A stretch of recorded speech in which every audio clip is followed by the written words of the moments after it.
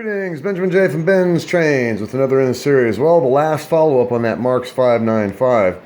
I sent a photo of the damage where the shell was bent to the guy that I bought it from, and I just got a full refund. So not only was it cheap, the 595 was free. He refunded the $6 and the shipping. So hard to beat that. Anyway, I've been running this, and it's actually running really, really well, as you can see.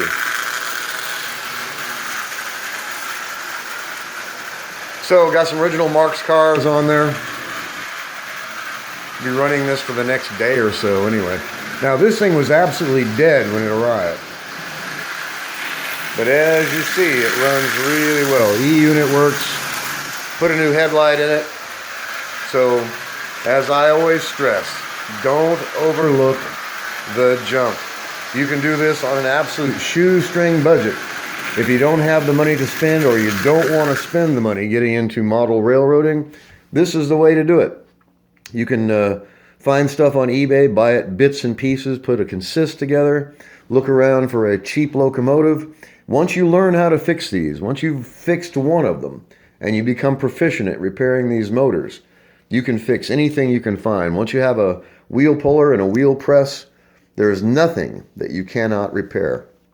Then it just depends on having the parts. And that's why I always look around for junk locomotives, stuff that is absolutely dirt cheap. Now, in about 95% of the cases, no matter what you find, you can get it running. When you find an absolute basket case, something that's just absolutely junk, it's not going to run again, or not with any a reasonable amount of work, go ahead and use it for parts. You haven't lost anything. Out of one of these motors, you can, in most cases, you can fix 5 or 6 others, because no two of them will have the same problem. You've got the wheels, the push rods, the armature, the brushes, the brush springs, the E-unit itself, the frame, the contactor, the tab and slot, the shell itself, lenses, light bulbs, anything you can scavenge, even the screws, it all comes in handy. So anyway, just a quick follow-up on that 595. Like I said, it was damaged in shipping, really badly damaged. And went back and looked at the photos. It was not damaged when he shipped it. But he wrapped it in bubble wrap and then put it in an envelope.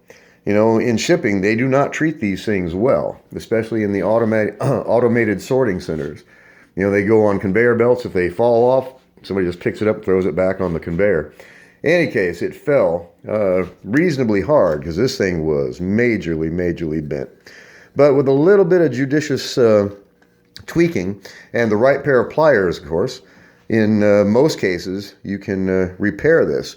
And anyone looking at this would never know that it had ever been damaged, especially that badly.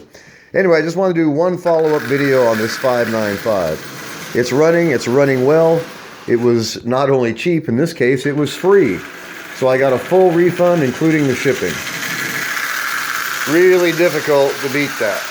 So, having a good time with this. Always a lot of fun to bring one of these old locomotives back from the dead. And trust me, this one was dead. It buzzed when I put it on the rail the first time. And that was all it did. And as you see, about, I don't know, hour total time perhaps.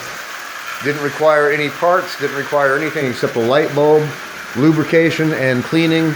And of course, spending some time to straighten out that damaged cab and then touching up the paint.